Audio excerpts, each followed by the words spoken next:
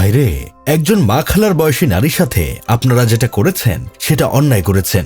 আপনাদের বোঝা উচিত ছিল মানুষের বয়স হলে তার ছিঁড়া হয়ে যায়, মাথার অনেকগুলো তারের কানেকশন ছুটে যায়, যার ফলে ওরা কখন কি বলে কি করে সেটা তারা নিজেরাও জানে না। একজন বয়স্ক মানসিকভাবে অসুস্থ নারীর সাথে আপনারা এমন করেছেন, আমি এর তীব্র নিন্দা ও প্রতিবাদ জানাই। তা আপনারাই খালামণিকে চিনতে পেরেছেন। উনি হলেন হুলুলুলু মহাদেশের একজন রহস্যময় নেত্রী, যিনি কিনা ডাকসু নির্বাচনে 68 ভোট পেয়ে জাতিকে দেখিয়ে দিয়েছেন বাংলা শিক্ষিত তরুণ তরুণীরা উনাকে কতটা পছন্দ করেন। এই খালামণি টানা 1 বছর গোসল না করে গিনিস বুকে রেকর্ড করেছেন। উনি শরীরে এক ধরনের পারফিউম ইউজ করেন, যেটা কুত্তাবিলার বিশেষ ধরনের জিনিস দিয়ে বানানো।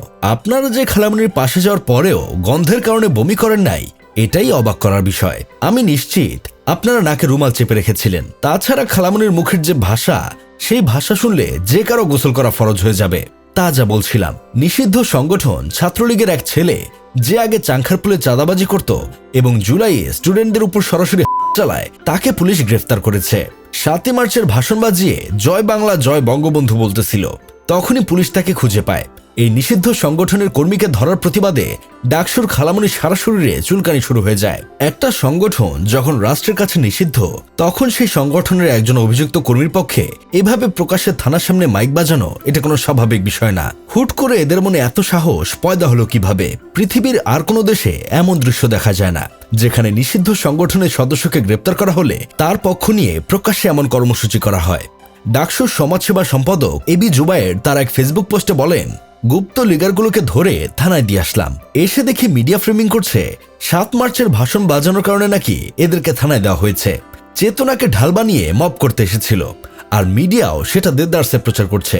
একবারও উল্লেখ করছে না যে এই আল মামুন নিষিদ্ধ ছাত্রলীগের পোস্টের নেতা, নুরুল হক নূরের উপর কারী। কোনো মিডিয়া বলছে না গ্রেপ্তার হওয়া ছেলেটাও নিষিদ্ধ ছাত্রলীগের পোস্টের নেতা, সে মেডিকেল মোড়ে চাঁদাবাজি সিন্ডিকেটের সাথেও জড়িত। কেউ উল্লেখ করছে না এরা জুলাইতে শিক্ষার্থীদের। সত্যি কথা বলতে, এই সকল নিউজ মিডিয়াগুলো জাতীয় আপা শেখ হাসিনাকে আগেও চাটত আর এখনো চেটে যাচ্ছে। দুনিয়ায় কত কি পরিবর্তন হয়, মাগার তাদের চরিত্রের পরিবর্তন হয় না। আরেক ভিডিওতে দেখি এক এলিয়েন মানবতার আম্মু শেখ হাসিনার ছবি নিয়ে রাজপথে বিশাল এক মিছিল বের করেছে। হাজার হাজার রোগ জীবাণু ও কোটি কোটি অণুপরমাণুর মধ্যে সেই মিছিলে 4 জন মানুষরূপী এলিয়েন হেঁটে যাচ্ছে আর স্লোগান দিচ্ছে, শেখ হাসিনা দেশে আসবে, বাংলার মানুষ আসবে। এই এলিয়েন আপামনির কলিজা আছে বলতেই হয়। তা আপনারা এই এলিয়েন আপামনিকে চিনতে পেরেছেন? এর আগে এই এলিয়েন আপামনি শেখ হাসিনার জন্মদিনে কেক হাতে নিয়ে শাহবাগে এসেছিল। এলিয়েন আপামনি কেক কাটতে কাটতে বলেছিল, শুভ শুভ শুভ দিন, শেখ হাসিনার জন্মদিন। আর পাশে দাঁড়িয়ে থাকা পোলাপান স্লোগান দেয়, স্বৈরাচারের জন্মদিন। শুধু তাই না, পোলাপান কেক হাতে নিয়ে সেই কেক না খেয়ে এই এলিয়েন আপার মুখে ছুঁড়ে মারে। এলিয়েন আপা তখন বলেছিল, নেত্রীর জন্মদিন দেখে কেক নিয়ে এসেছিলাম, কিন্তু টোকাই পোলাপান আমার কেক আমার মুখে ছুঁড়ে মারছে। এখন আমার কথা হইলো, সে নিজে টোকাই হয়ে অন্যকে কিভাবে টোকাই বলে? যাই হোক, শেষমেশ আমি গোলাম হোসেন একটা কাজের কথা কই।